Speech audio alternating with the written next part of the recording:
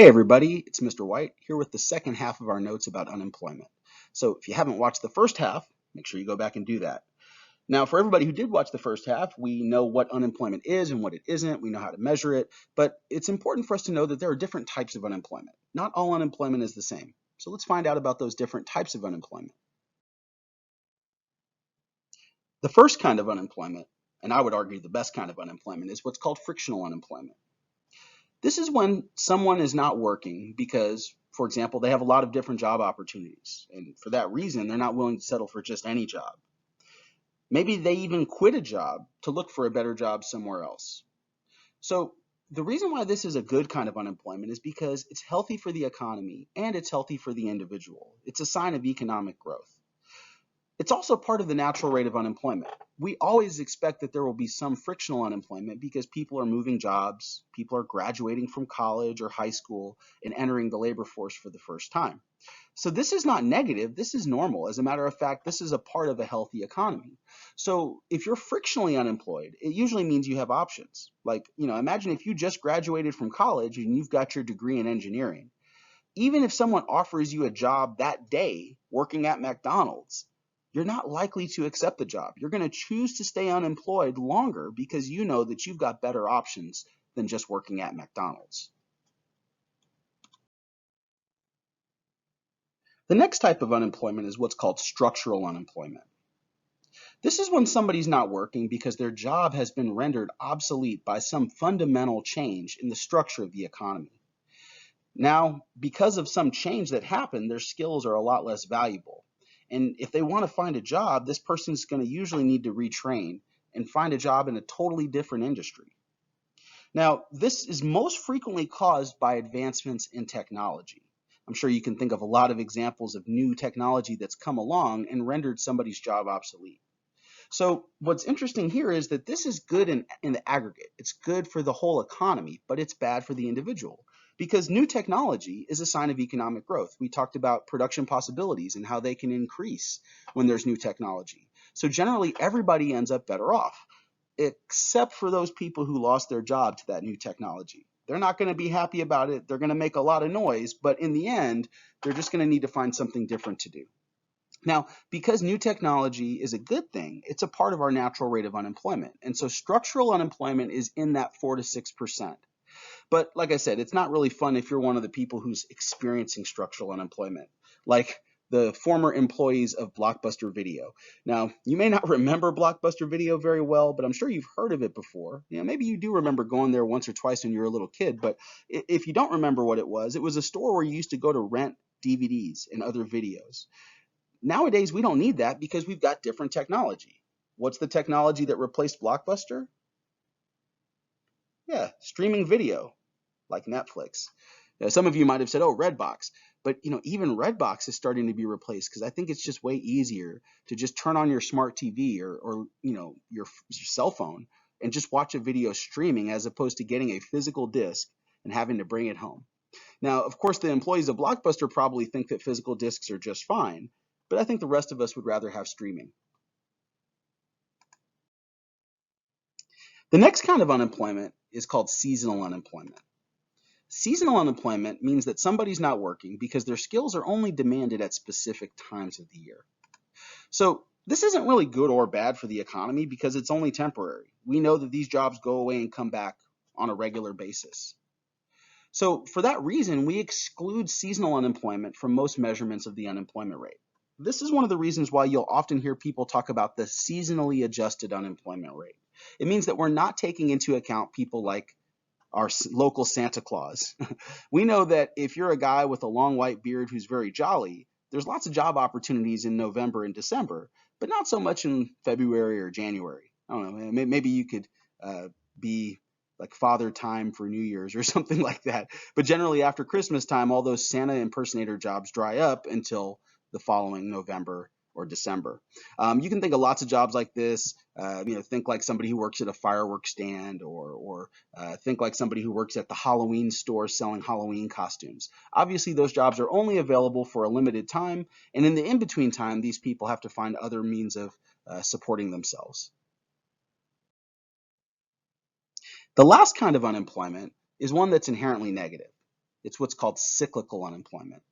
This means that the individual is not working because the entire economy is becoming more inefficient, or the industry in which he or she works is cyclical in nature, meaning that there are times when everything is good, and then there are times when everything goes really bad. Think like somebody who works trading stocks on the stock market. Now, this is caused by cyclical changes in the whole economy or in an individual market. We talked about the business cycle and how the business cycle has a contraction phase where production goes down and unemployment goes up. This is that unemployment that goes up in the contraction phase of the business cycle.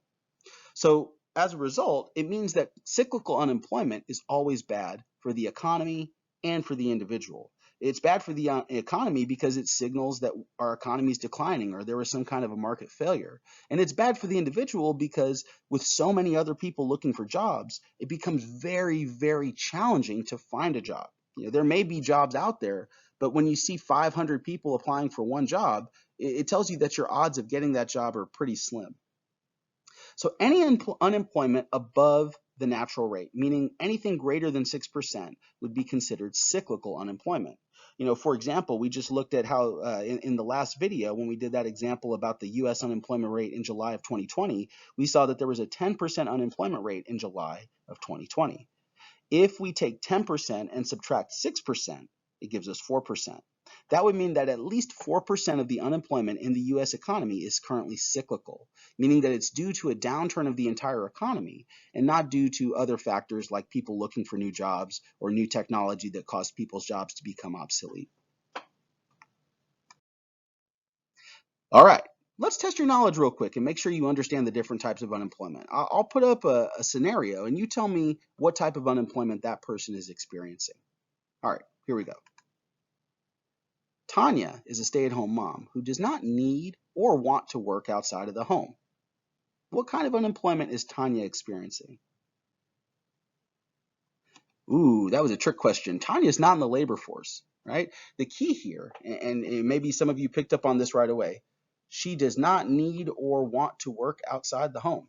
Remember, to be unemployed, you have to actually be looking for a job. If you forgot, go back and watch that first video. All right, here's another one. Jaden is a lifeguard. It is currently October and he's looking for another job. This is a pretty easy one. That's seasonal unemployment, okay? Because lifeguards usually only have job opportunities in the summer and October is in the fall. Diana quit her teaching job because she is moving to a new city with her husband. She'll have to apply for a job in a new school. What kind of unemployment is Diana experiencing? This is frictional. The reason why it's frictional is because she's moving with her husband, okay? The reason why she left her job is because she's going to a new city. Maybe her husband got a job in this new city. And so when she starts applying for jobs in a new school, she's frictionally unemployed. Not necessarily a bad thing. Who knows? Maybe she wants to be in this new city. Danny worked at a factory until they replaced him with a new high-tech machine that can do his job more efficiently. What kind of unemployment is Danny experiencing? That's right. This is structural, okay, because they replaced him with a new high-tech machine, okay? His job was taken away by technology.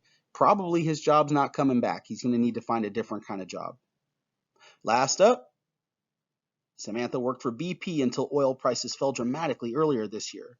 The company had to lay off nearly 500 workers.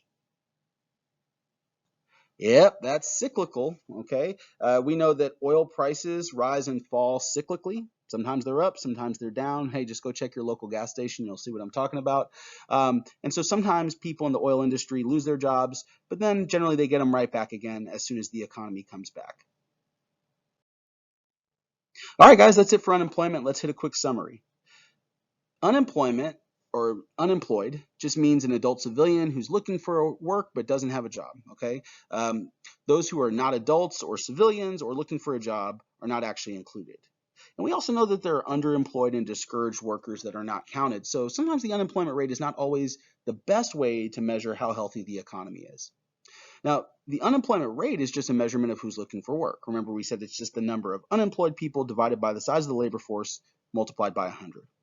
The labor force is the adult civilians who are either employed or unemployed. We calculate that as employed plus unemployed people. It's really simple math.